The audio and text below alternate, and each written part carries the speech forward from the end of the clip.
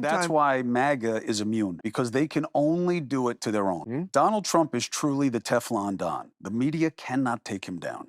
No. Because his people reject the basis of the criticism. There's an old expression, that if you have to decide whether or not to care about what someone says about you, the way you start is, well, who said it? What do I think of them? People have made that assessment about the media. And they've said, you know what? I don't care what you say about him, because I think that you allow a lot worse. And I think you're kind of what you say he is. And that's why they're not going to get Hegseth out. No. But they would be if it were the Biden administration. Some brilliant analysis from Chris Cuomo. The media cannot destroy Trump precisely because they've only destroyed themselves and their own credibility in the process. And now we're seeing it yet again in real time.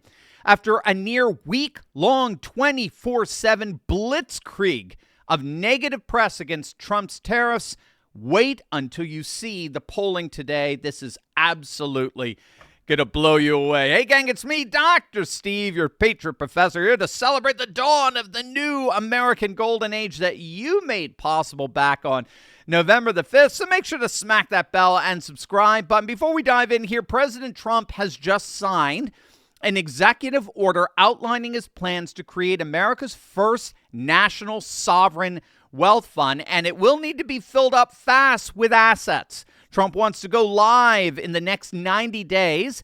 The Wall Street types are trying to pack it with real estate and infrastructure and pieces of trendy companies like TikTok. But let's not forget about gold. Sovereign wealth funds love to buy gold in bulk. Again, we're already seeing it. Australia's been loading up. Saudi Arabia is buying the world's largest gold mine to supply itself. And even tiny Singapore recently added more than 100 metric tons of gold to its vault. With all the volatility on the stock market, can you imagine what can happen to the per ounce price of gold, which has already been surging sky high since Trump took office, if America's new sovereign wealth fund followed international best practices and made gold a part of its diversified portfolio? I mean, it would potentially make our country a brand new mega buyer in an already tight market. And then when there's limited supply and huge demand, the impact on prices, through the roof. Let's just say you're going to want to be ready. There's a simple way to get ready, too.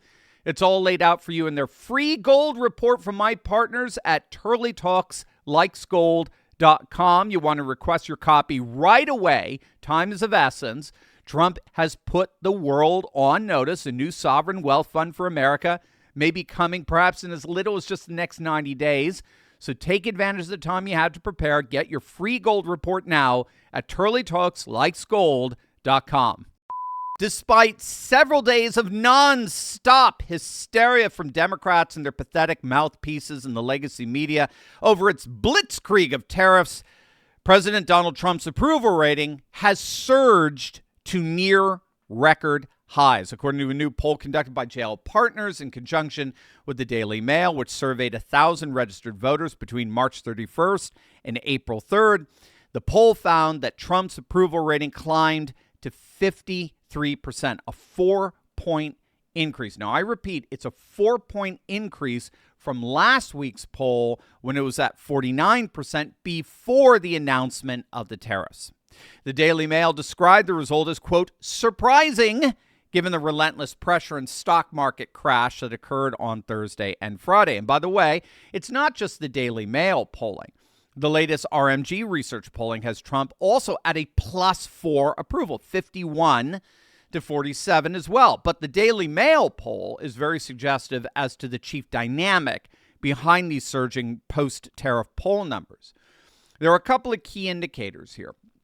Trump's approval rating among youth voters, voters between the ages of 18 and 29, is up 13 points since this same time 1 month ago on March 7th.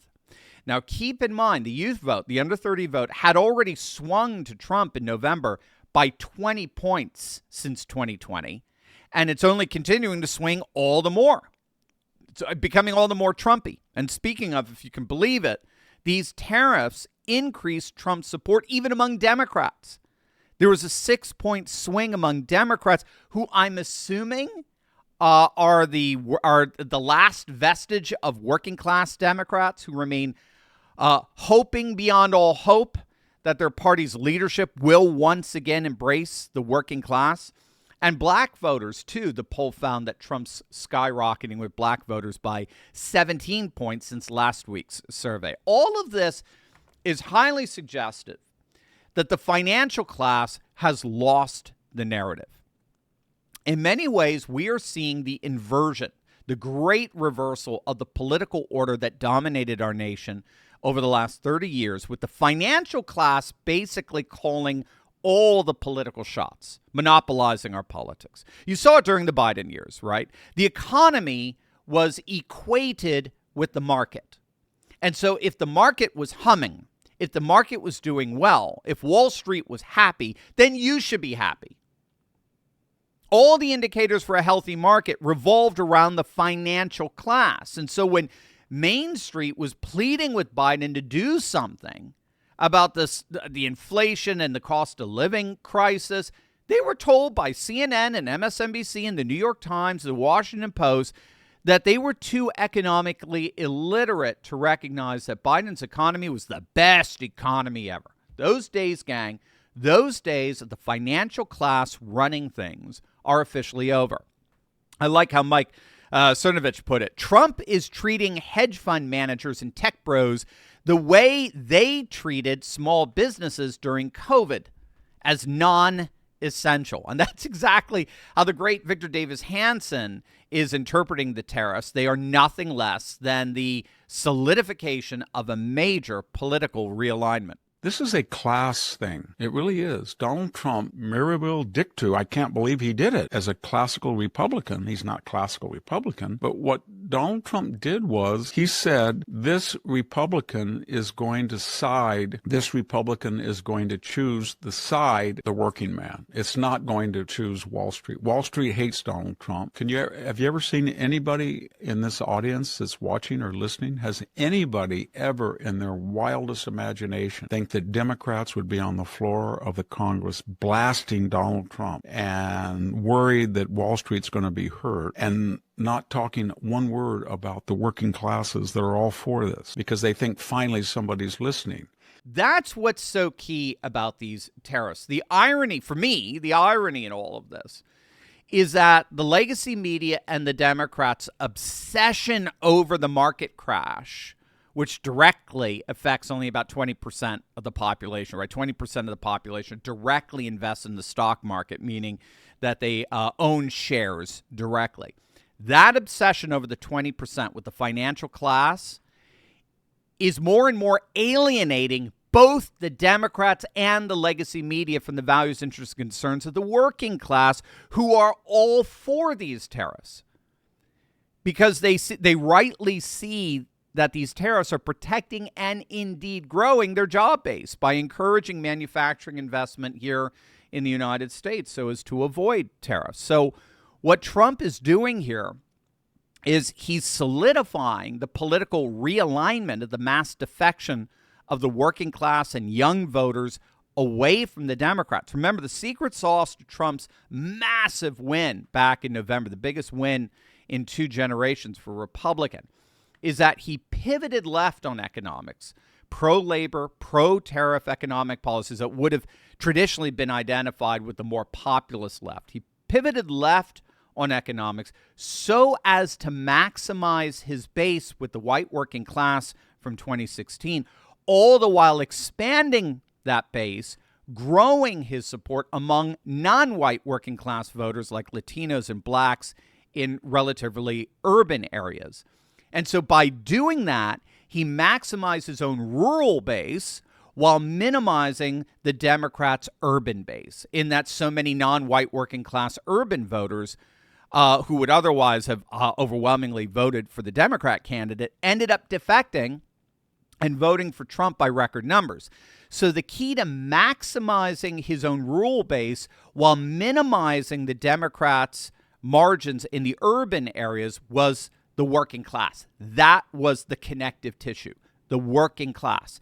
The mass working class defection over to Trump brought with it the vast majority of white voters, all the while minimizing the Democrats' hold on non-white voters. So Trump is only solidifying that political realignment with these tariffs.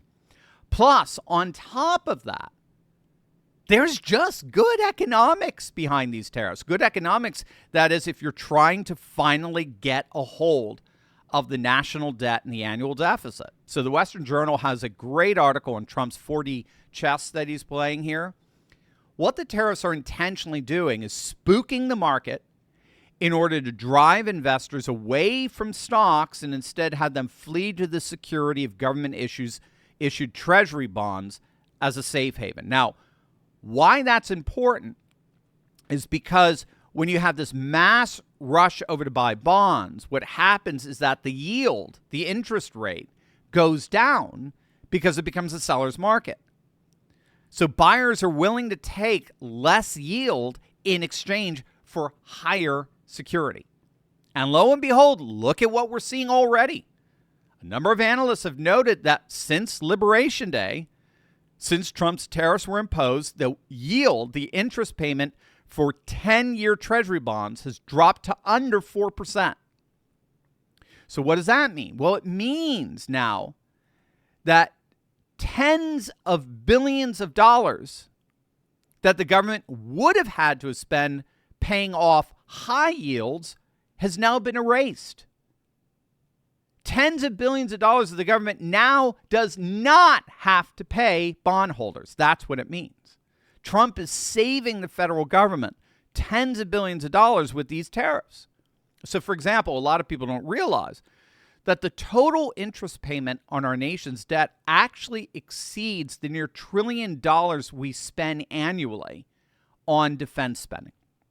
I mean, imagine somebody proposing, a president proposing, we take on a whole new massive spending department that exceeded even what we spent on the Pentagon. Imagine that.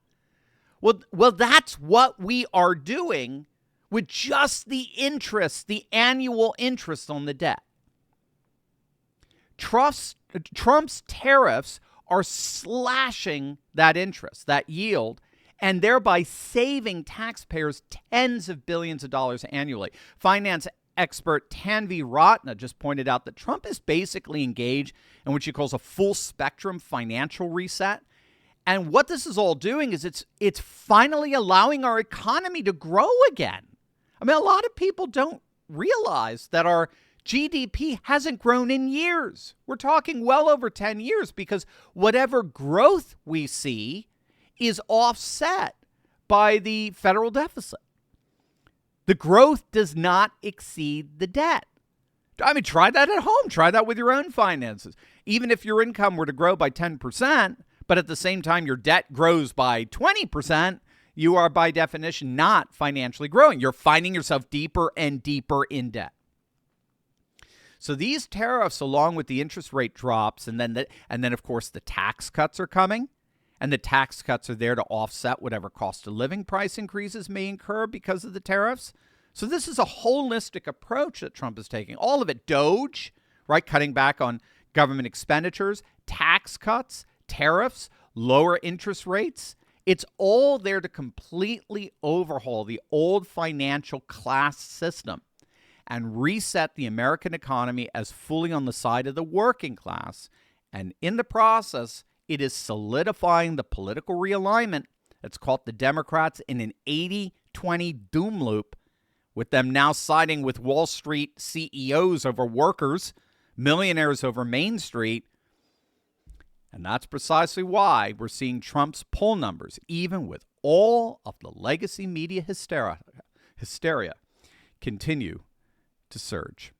Hey there, Turley Talker. You know what? I'd love to hear from you. That's why I'm launching the Dr. Steve Hotline, where you can call in, leave a question, and maybe even hear your own voice featured on an upcoming episode of the show. Whether it's about the latest political shakeup or cultural trends or how we keep pushing forward in this new conservative age, I want to know what's on your mind. Call me at 717-844-5984. Just leave your question. I'll be checking in every single week to answer as many as I can. Again, that's 717-844-5984. Your chance to be a part of the conversation. One more time, 717-844-5984. 5984. Give me a call and let's talk.